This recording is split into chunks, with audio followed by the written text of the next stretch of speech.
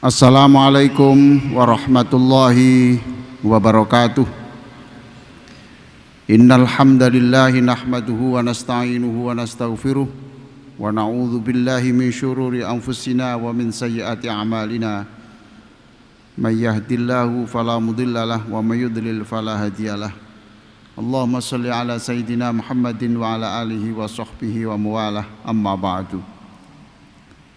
Para jamaah sekalian, baik yang di dalam Masjid Nasional Al-Akbar ataupun yang mengikuti melalui jaringan internet, mudah-mudahan malam hari ini Allah selalu memberikan rahmatnya untuk kita dan keluarga kita. Sebelum saya melanjutkan ceramah, marilah kita membaca surah Al-Fatihah untuk yang merintis masjid ini,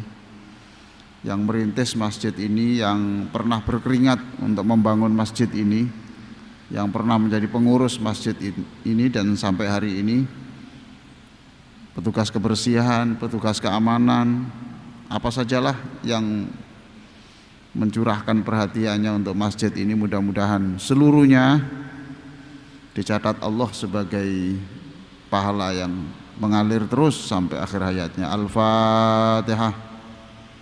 A'udzu billahi minasyaitonir rajim. Bismillah. Iyyaka na'budu wa iyyaka nasta'in. Shiratal ladzina an'amta 'alaihim. Para jamaah sekalian, malam hari ini saya akan menyampaikan ceramah dengan judul Estetika dalam Beragama. Estetika itu keindahan, ya. Keindahan, kesopanan, kepantasan, itu estetika, ya. Mengapa saya katakan itu? Karena Allah itu mempunyai sifat al-jamal. Al-jamal itu ya indah. Sifat Rahman Rahim, sifat kasih sayang Allah itu al-jamal. Kalau pantulan cahaya Allah itu al-jamal ini, ya Ar-Rahman Rahim, maka kita sujud itu senang. Tapi kalau yang memantul pada diri kita, yang kita ingat itu adalah Al-Jalal. Jalal itu kekuatan, kehebatan Allah, maka kita bisa menangis karena betapa kecilnya kita ini menghadapi siksa Allah. Untuk itu saya akan membacakan dulu sebagai pijakan surah Al-A'raf ayat 31. Surah Al-A'raf ayat 31. A'udzu billahi minasyaitonir rajim. Ya bani Adam khudhu zinatakum 'inda kulli masjidin wa kulu washrabu wa la tusrifu innahu la yuhibbul musrifin. Ya Bani Adam, wahai keturunan Nabi Adam.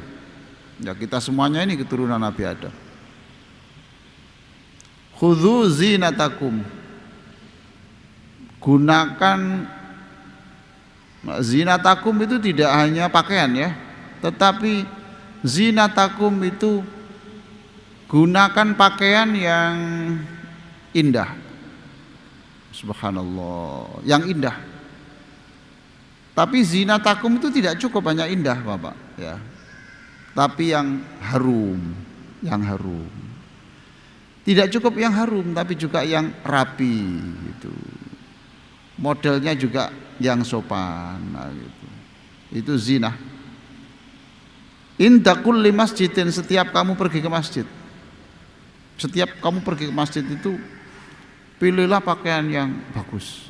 Masya Allah. Wakulu, setelah berbicara soal pakaian, wakulu, dan makanlah kamu. Makan. Berarti makan itu ibadah. Makan itu ibadah.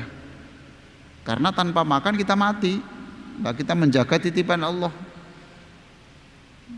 Makanlah, makan itu ibadah, sebab dengan makan itu kita bisa bekerja, bisa mencari nafkah untuk keluarga kita. Washrabu juga minumlah. Wala tusrifu, lah ini pesannya, masya Allah. Wala tusrifu. Tanyakan dokter, sebenarnya yang dibutuhkan tubuh itu berapa, gitu Pak ya. Kalau yang dibutuhkan tubuh itu katakan 100 itu, lalu kita mengonsumsi lebih dari itu, maka kita melanggar ini. Malam pulang dari masjid ada makanan, bapak tidak terlalu lapar ya, tidak lapar, terus bapak makan, nah, itu kan kelebihan. Lah kelebihan makanan dalam tubuh itu pasti tidak bagus toh Pak, tidak bagus. Wala tusrifu, makanlah dan minumlah, tapi jangan berlebihan, jangan lebih. Ini problem loh Pak, problem ini. Jadi negara-negara di dunia ini mengalami masalah itu masalah obesitas. Saya kira Bapak dan saya sama-sama melihat bahwa kita sering menjumpai orang yang dulu itu tidak gemuk, sekarang gemuk, iya tak? Iya tak Pak ya? Jarang yang dulu gemuk terus kurus, itu jarang. Karena apa? Karena ya ini tidak mentaati ini. Ada yang tahlil itu ya, sehabis maghrib itu makan. Terus nanti tahlil setelah isya makan lagi. Katanya diniati menghormati tuan rumah. Nah, katanya mubadir. Nah berarti perut ini digunakan untuk apa ini? Untuk tempat pembuangan. Nah, wala tusrifu, jangan berlebih. Subhanallah. Ini kalau ketemu makanan yang tidak enak memang gampang ya Pak ya. Tidak lapar, ketemu makanan yang tidak enak, tidak masalah. Tapi yang tidak lapar ketemu makanan yang enak lah itu. Cukup lah Pak, cukup. Jangan diterus-teruskan. Ingat surat Al-A'raf 31. Quran ini diturunkan untuk ngatur loh Pak. Quran ini diturunkan untuk mengatur kita. Wala tusrifu, jangan berlebihan, jangan lebih. Innahu la yuhibbul musrifin. Sungguh Allah itu tidak suka kepada orang-orang yang berlebih. Makan minum berlebih itu tidak bagus. Nah sekarang ini coba sedikit-sedikit kita bertemu di mana? Rumah makan. Nah itu tuh. Saya berkunjung ke sana, dimasakkan apa? Makan lagi gitu terus. Pulang diberi bontotan di rumah, makan lagi gitu. Di rumah di meja ada makan, daripada basi dimakan lagi. Jadi akhirnya daripada dibuang di tempat sampah, lebih baik dibuang di perutku sendiri. Ayolah kita pelan-pelan. Diniati untuk apa? Diniati nurut Quran. Baik. Di sini Bapak Ibu sekalian, ya Bani Adam, hai anak cucu Adam. Berarti tidak peduli orang itu muslim, tidak muslim, ya Pak ya. Tuh. Tetap disuruh memperhatikan keindahan. Ibnu Katsir menafsirkan ayat ini, katanya ayat di atas memerintahkan kita untuk memasuki masjid dengan badan dan gigi yang bersih. Badan diniati apa? Saya mandi karena saya nanti akan memasuki tempat untuk sujud kepada Allah. Dapat pahala enggak? Dapat pahala. Dan gigi yang bersih diniati, iya saya akan menghormati masjid, itu tempatnya orang bersujud kepada Allah. Jangan sampai saya datang ke masjid membuat orang tidak khusyuk gara-gara bau saya. Tuh. Yang susah itu ngukur, cenderung orang itu kan tidak tahu tuh Pak bau badannya. Ya betul Pak ya? Tidak tahu. Lah yang bau tidak sampai hati. Yang enak ya tanya istri.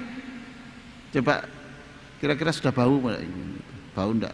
Oh enggak, jalan. Ini saya beritahu Pak ya. Ini sampai di sebagian ulama fikih itu, kalau ada imam atau khatib kebetulan kok tidak punya pakaian yang bagus dan harum, yang sopan, maka lebih baik tidak datang ke masjid. Boleh absen. Sampai begitu. Mengapa begitu? Coba ini perhatikan. Tamim Ad-Dari, sahabat Rasulullah Sallallahu Alaihi Wasallam. Tamim Ad-Dari itu membeli pakaian seharga 1.000 dinar. Berapa itu? Berapa 1.000 dinar itu? Bapak tahu? Khusus untuk beli pakaian yang dipergunakan ke masjid. Dari rumah lepas.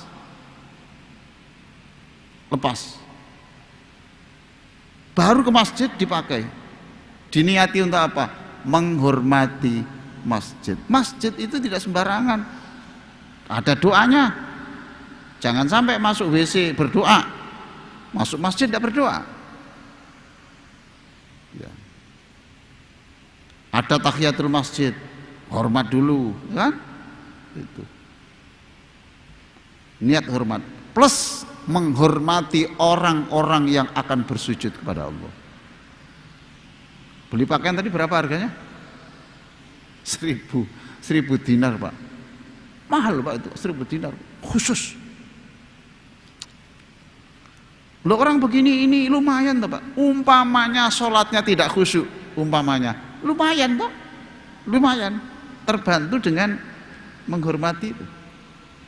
Umpamanya skor sholatnya rendah, lumayan. Daripada sudah tidak khusyuk, pakaiannya tidak rapi, tidak bagus. Diniati begitu saja. Subhanallah ya. Nabi Shallallahu Alaihi Wasallam pernah ditanya, apakah orang yang tampil dengan pakaian yang bagus, ya, rapi, indah,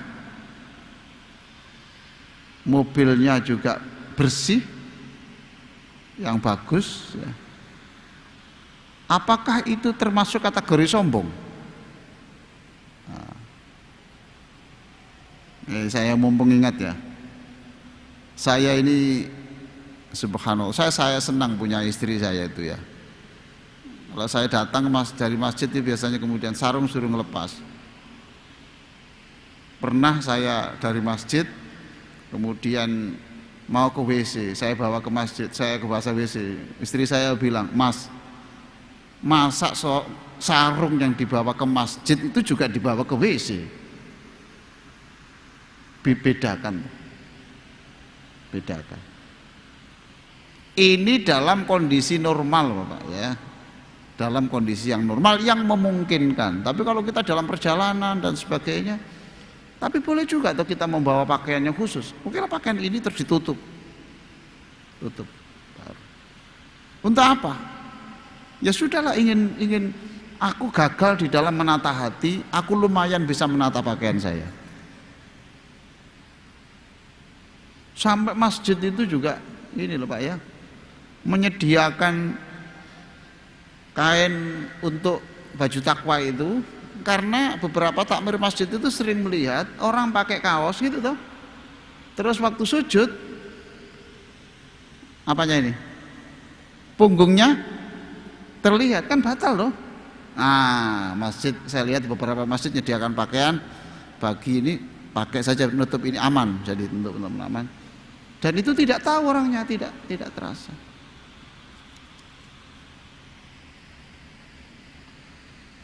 La yadkhulul jannah, Rasulullah menjawab itu tadi, la yadkhulul jannah man kana fi qalbi mithqal